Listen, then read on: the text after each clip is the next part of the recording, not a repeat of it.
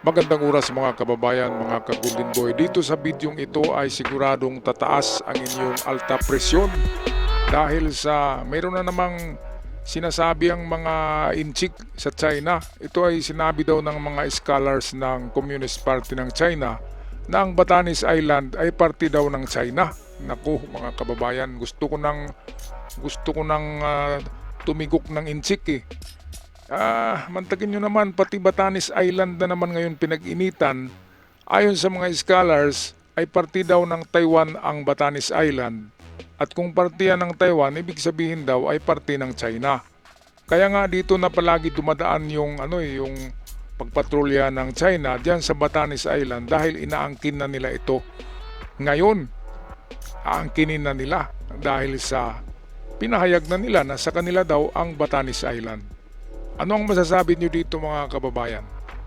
Ako wala na akong masasabi kapag may dumaan na inchik dito sa harapan ng bahay ko ay pukpukin ko na eh.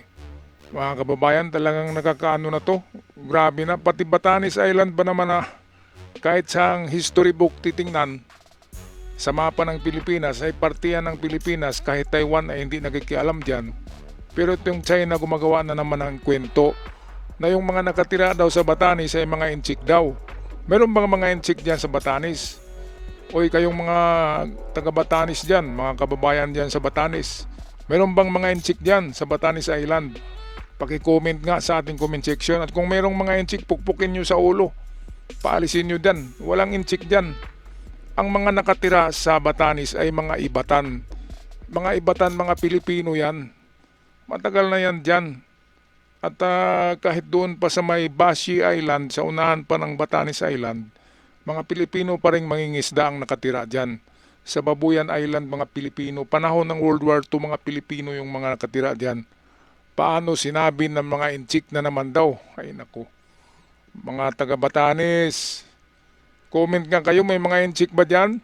Kung meron, lagyan nyo ng pabigat ang mga paa. Palangawin niyo pabalik ng China. Kasi aangkinin na daw yung Batanes na yan ng China. Hindi matagal. Yan na naman ang pag-inita nila na aangkinin yung mga isla dyan. Dahil pinag-usapan na yan ng mga scholars na mga galunggong ng China na yan daw ay parte ng China. Kaya taga Batanes, quit daw kayo dyan ha. Baka maraming inchik ang bumibili ng kalupaan nyo dyan. Huwag niyong ibenta dahil yung mga inchik na yan ay mga komunista yan. Parte yan ng Communist Party of China. At para sa mga detalyadong balita, narito ang ating mga kaibigan sa GMA Integrated News atin panoorin. Yung papalapit pa naman ang ikasampung anibersaryo ng pagkapanalo ng Pilipinas sa 2016 arbitral ruling tungkol sa West Philippine Sea. Lumabas ang balitang sinasabi ng Chinese scholars na ang Batanes na lalawigan ng Pilipinas ay bahagi nila ng Taiwan at dapat nasa ilalim ng soberanya ng China. Welta with Defense Secretary Gilbert Teodoro. Kalokohan yan. Nakatutok si JP Soriano. What they say is that the Batanes Islands are a natural extension of Taiwan. Ibinunyag ng Maritime Monitoring Group na SEALIGHT sa West Philippine Sea Summit na may Chinese experts na nagsabi umano na natural geographical extension ng Taiwan ang Batanes. Sinabi aniya ito ng mga eksperto mula sa Jinan University sa isang symposium sa Guangzhou, China. The people who are indigenous to the Batanes are the same people who are indigenous to Taiwan. And of course, Chinese were there a long time ago, so therefore we must own Batanes. Batay sa article ng state-run news site na NewsGD, nagkasundo umano ang mga dumalong eksperto na ang tinatawag nilang Batan Islands ay maituturing na natural geographical extension of Taiwan. Wala rin nilang legal validity ang Japan-Philippines Maritime Delimitation Negotiation sa lugar. Sa naturang summit, bumuo ng mga kasunduan ng Pilipinas at Japan na protektahan ang boundaries ng dalawang bansa na sumasaklaw din sa Taiwan Strait. I do not expect an invasion of Batanes, right? I don't think that necessarily this is leading to some kind of action for China to then absorb Batanes. I think what it's doing is it's muddying the waters. But for now, it justifies their new desire to have continuous patrols east of Batanes, which is now what they're doing.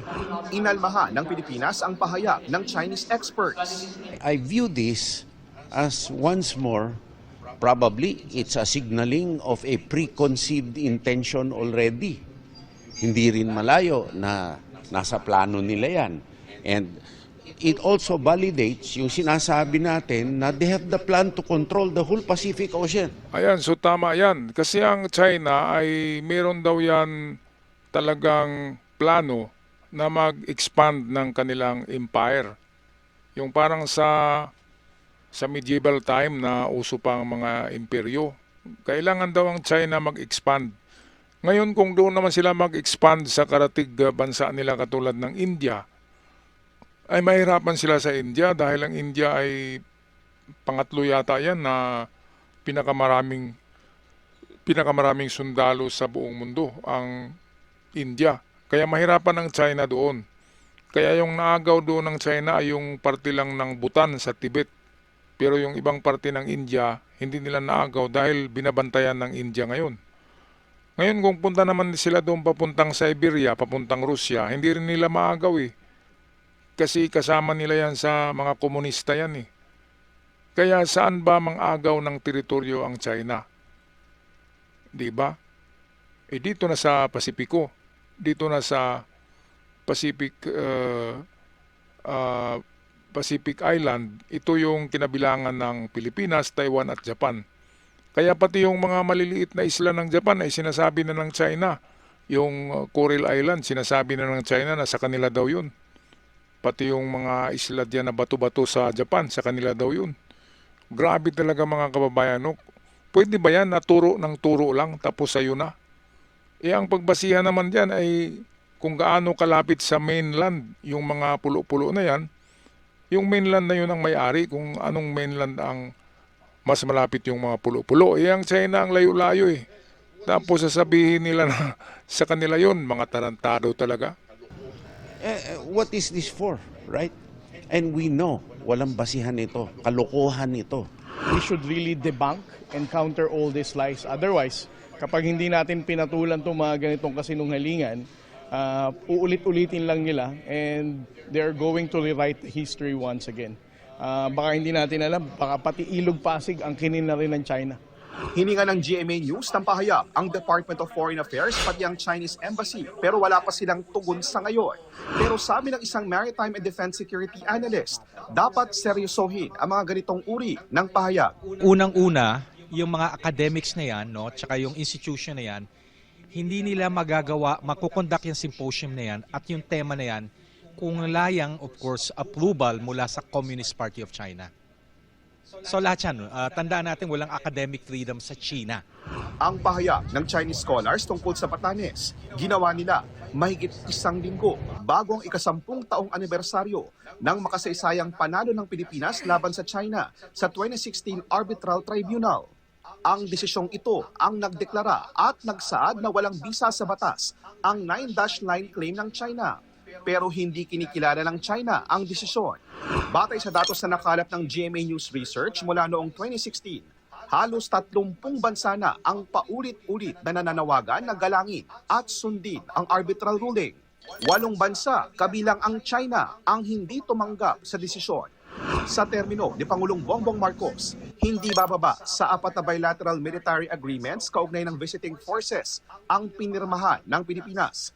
Lumagda rin ang Pilipinas ng iba pang defense agreements kasama ang 17 ibang bansa. Kahit i-deny ng China ang arbitral award, kahit hindi nila i-recognize to 10 years, 20 years, 30 years, even a century, the legal authority of the arbitral award remains to be the same. It will never diminish. So ngayon siguro masasabi natin China can just ignore it.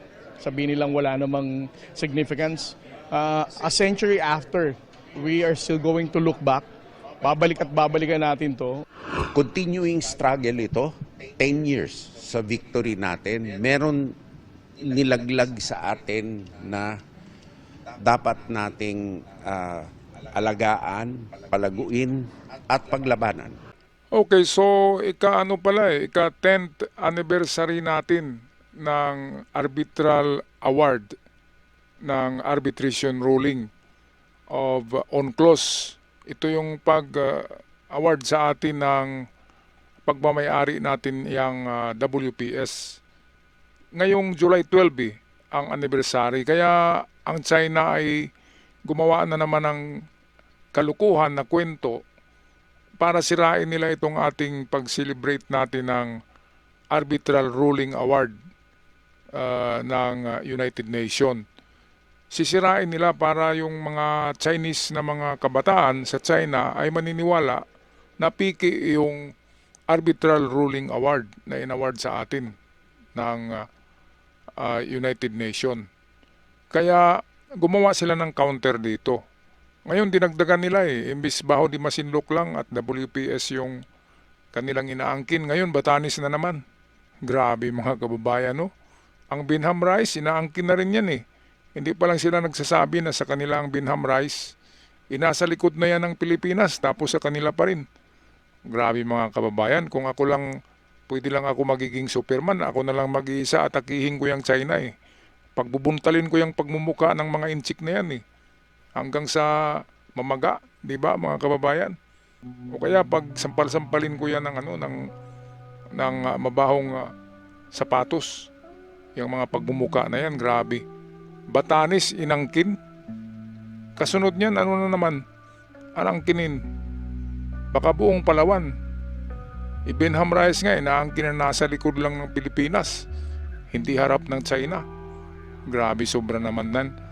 Dapat kasi diyan ay yung magharap-harapan talagang mga opisyalis ng China at Pilipinas o kaya mga presidente, and then bigyan ng katapusan, tuldukan ang argumento na yan, ang awayan tungkol sa mga teritoryo, dapat tuldukan na yan. Kasi magiging awayan sa mga susunod na henerasyon Ako nga, galit na galit talaga ako sa China dahil yan sa pang-aagaw nila ng mga teritoryo. Bakit naman ako magalit? Hindi naman ako nangingisda. Di ba mga kababayan? Siyempre patriot tayo, mahal natin ang ating bansa. Bata pa lamang tayo ay kumakanta na tayo ng Lupang Hinirang, yung Bayang Magiliw na kanta. Di ba? Kaya doon pa lamang ay patriot na tayo. At mahal natin ang ating lupang sinilangan. Dito tayo ipinanganak kung hindi tayo dito ipinanganak, huwag natin ipaglaban ng Pilipinas. Inaangkin Grabe naman itong mga inchik.